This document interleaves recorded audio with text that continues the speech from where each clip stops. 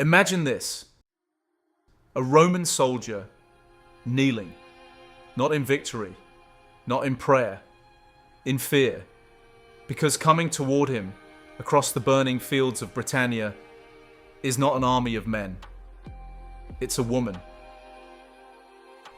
Red hair blazing in the wind, spear in hand, eyes that have seen everything taken from her, and decided to take it all back. She has already burned 3 Roman cities to the ground. She has already killed 80,000 people, and the most powerful empire the world has ever seen is terrified of her. This is not a story about a rebellion.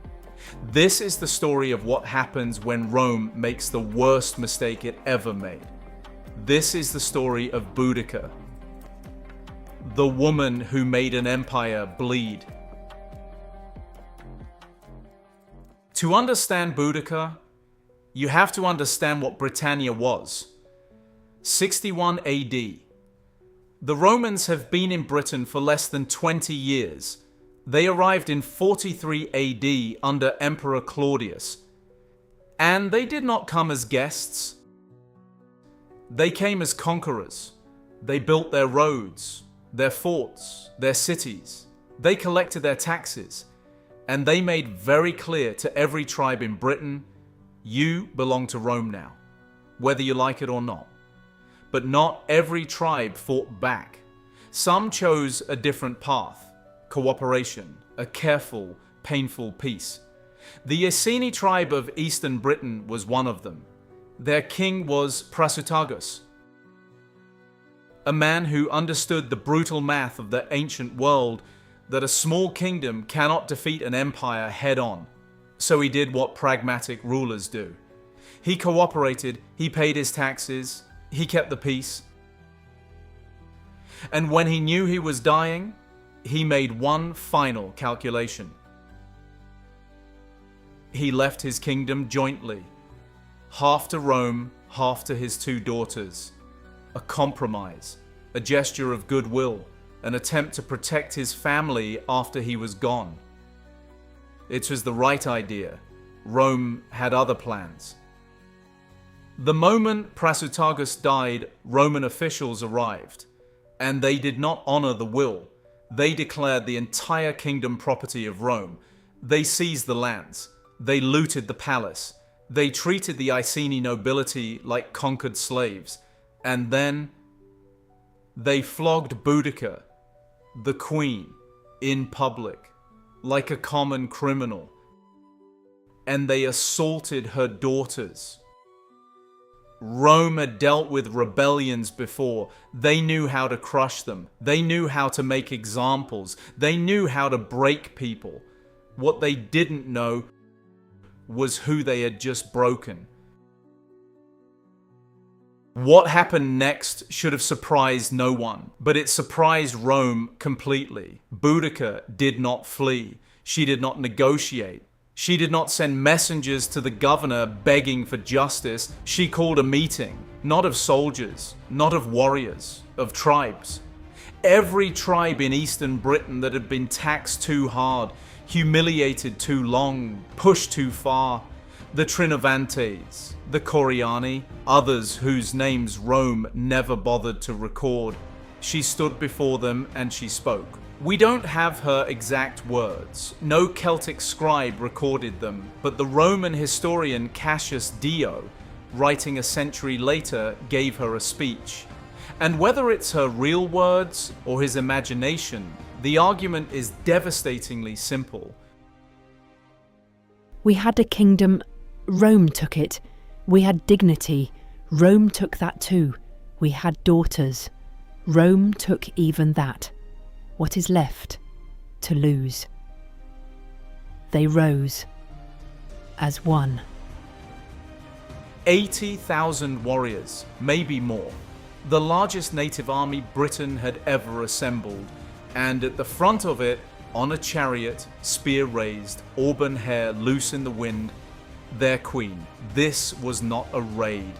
This was not a border skirmish. This was a war of annihilation.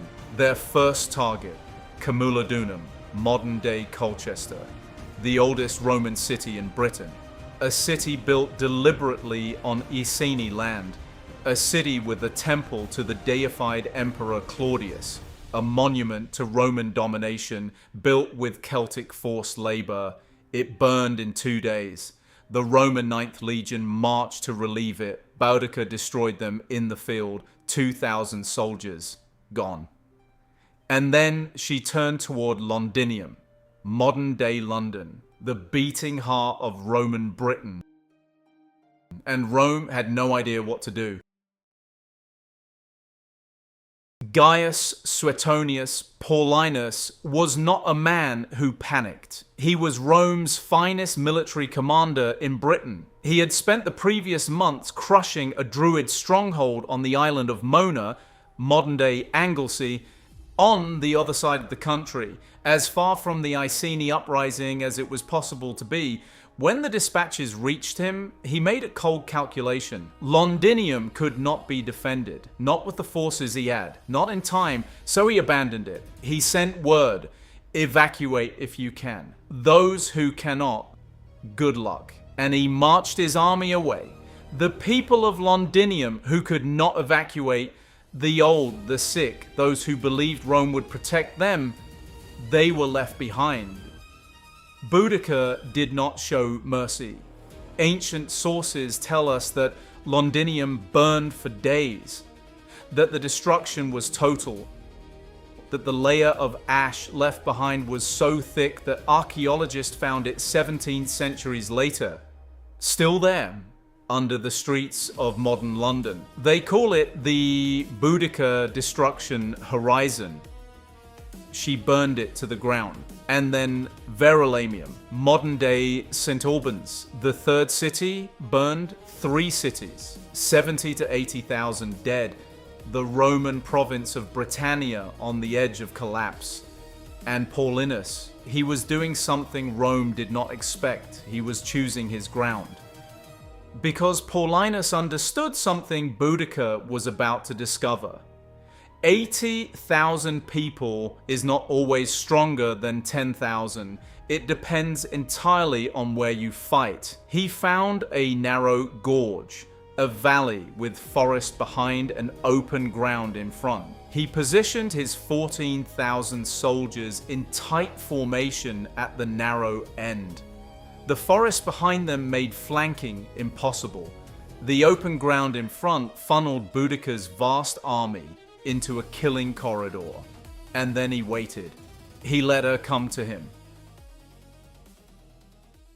Boudica made a mistake. Not a military mistake. Not a strategic mistake. A human one. She was so certain of victory that she brought her wagons to the battle, her supplies, her families, the wives and children of her warriors. Positioned in a great semicircle behind the army to watch Rome finally fall, they would watch and they would cheer. It was the decision of someone who had never lost. The battle began with Roman javelins, 2 volleys, perfectly timed, into the densest part of Boudica's advancing army. Then the Roman line advanced, not charging, walking, in tight wedge formation, shields locked, gladi drawn. The narrowness of the valley did exactly what Paulinus designed it to do. 80,000 people could not spread out, could not flank, could not use their numbers.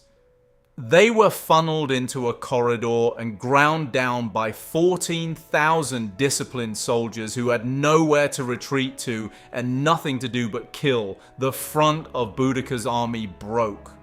And then the worst happened.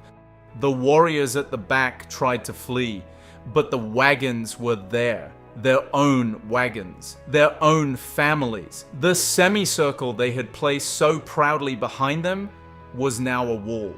There was nowhere to go. The Romans did not stop. Ancient sources record that Paulinus gave orders to kill everything. Warriors, fleeing civilians, the horses and oxen at the wagons, everything. It was over in hours. Boudica survived the battle, or exactly what happened next is disputed. Tacitus says she took poison rather than face capture. Cassius Dio says she fell ill and died. Both accounts agree on one thing: she chose her own ending. Rome did not get to decide how Boudica died. She did. Rome won the battle.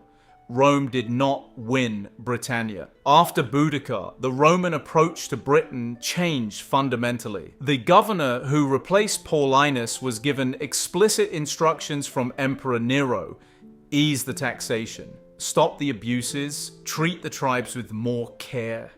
Rome learned something from Boudica that it rarely learned from anyone: a lesson. But here is what history did next. It tried to bury her. The Roman sources that recorded her story, Tacitus, Cassius Dio, wrote decades after her death. They preserved her, but they also shaped her, made her a cautionary tale about the dangers of female rule, a warning, not a celebration.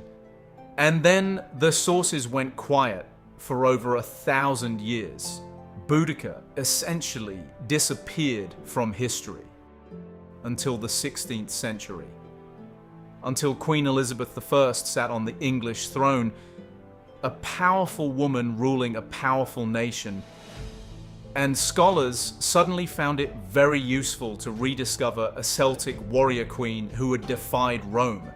Boudica came back, reimagined, romanticized, turned into a symbol.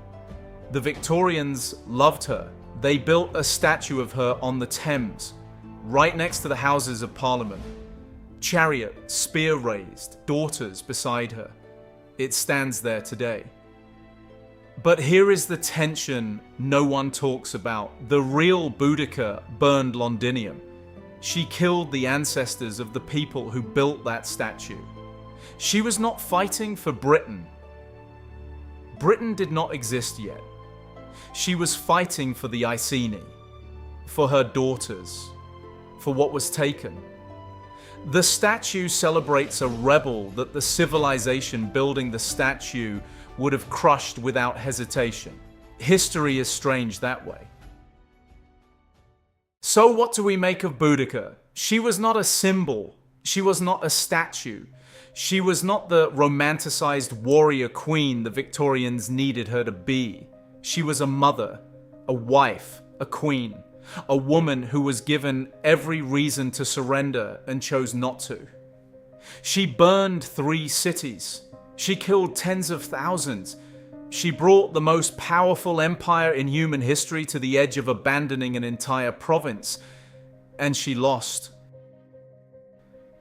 But here is what losing looked like for Boudica. She chose her own death, on her own terms, in her own time, with her bronze taunt still at her throat. Rome did not parade her through the streets. Rome did not execute her in the forum. Rome did not get the ending it wanted. She denied them that. And 2,000 years later, her name is on the lips of every schoolchild in Britain. Her statue stands beside the seat of British power. Her story fills books, films, television series, university lectures. The Roman officials who flogged her in public, no one knows their names. The procurator who seized her lands, who dismissed her, who didn't even look up from his paperwork while a queen knelt in the dirt, gone completely. History remembered Boudica. History forgot them. That is not nothing. That is not a small thing. That is what happens when Rome makes the worst mistake it ever made. It creates someone it cannot control, cannot contain, and cannot forget, even when it tries. Even when it tries for 2,000 years. That's Boudica, the woman who made an empire bleed, and the woman the empire never stopped remembering.